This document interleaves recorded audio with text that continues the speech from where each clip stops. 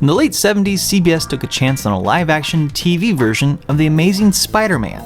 The budget wasn't exactly super. Stan Lee called it juvenile, and comics fans wanted more supervillains in action. A year later, Marvel teamed up with Japan's toy company for a new Spider-Man TV series, except this TV show took the character in a completely different direction.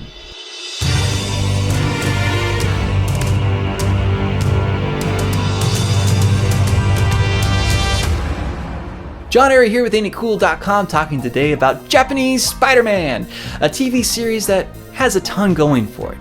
It has kung fu fighting, superheroes, kaiju beasts, giant robots, flying cars. I mean, it's practically the total package. The series came about from a partnership with Marvel and the Toy Company of Japan. Originally, Spider-Man was to be a secondary character in one of Toy's kids shows, but the company decided instead to give the wall crawler his very own show. Spider-Man! Spider! Spring! Thus, Spider-Man was born. In exchange for the rights to use Spider-Man, Marvel got the rights to use some of Toy Company's giant robots in their pages. One of my favorite comic books when I was a kid was this Fantastic Four team-up with the Shogun Warriors. Toy also wanted to develop a Japanese series around Captain America. That idea transitioned into the third Super Sentai series entitled Battle Fever J, which incidentally was a huge hit in Hawaii. That series focused on an international force of martial artists who piloted a large robot, and it borrowed heavily from Spider-Man's format. Captain America never actually made an appearance, and that's fortunate for the Toy Company. Due to licensing rights, the Toy Company can't even publish pictures of Spider-Man without having to pay Marvel a royalty.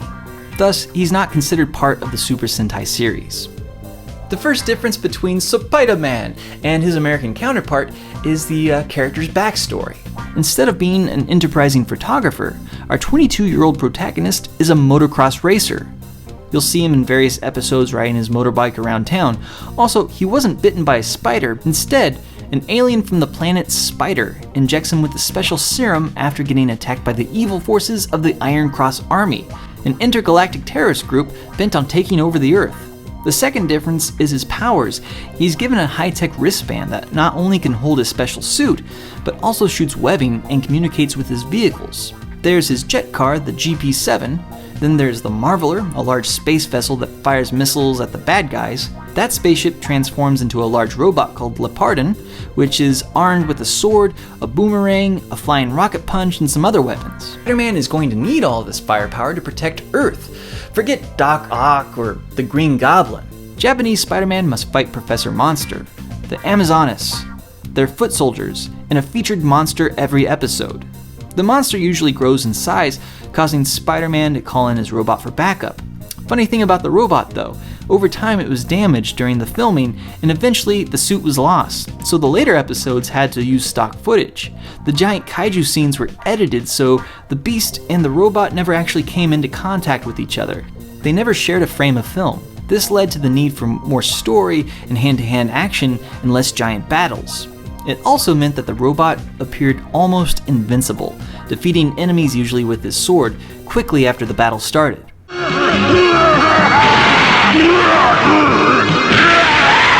Another thing that's different about this Spider-Man, he's angry. Instead of his Uncle Ben biting the big one in a robbery, the Japanese version's super scientist father is killed in the first episode by the Iron Cross Army. This means that sometimes before our hero attacks, he'd refer to himself as an emissary from hell or the Iron Cross Killer.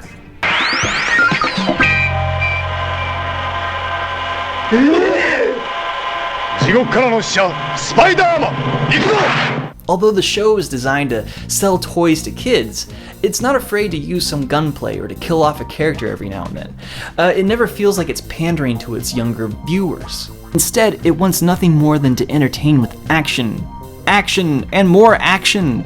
I love how Spider-Man slinks around like a spider staying low to the ground, always looking to infiltrate his way into an enemy base, or swinging from a rope like Tarzan. Also, you can usually count on at least 1 or 2 creative camera tricks per episode, as the producers find low-cost ways to make their hero climb a tree, acrobatically avoid a bad guy's sword, or take down an evildoer. Something I find interesting about the Japanese Spider-Man series is how the toy company of Japan used it as a blueprint for its Super Sentai series, which would later be imported into the States as Mighty Morphin Power Rangers. Just watch an episode of Power Rangers and you'll see how much of the visual vocabulary has been lifted from Japanese Spider-Man. The way the good guys pose before taking on the enemy, the use of stock footage during kaiju battles, the way the featured beasts are worked into episodes, it all feels very similar to Japanese Spider-Man. I'm a Japanese Spider-Man fan. It's not the same character that I grew up adoring as a kid, but it's a creative TV show. It's strange, it's interesting, it's action-packed. It's just a lot of fun to watch. I would gladly take this variation on the character over any other version of the character that Marvel has come up with that strays from the original canon. But those are just my thoughts on Japanese Spider-Man. What are yours? You can leave your comments below and keep checking in with AintItCool.com for more news and reviews. I'm John Airy.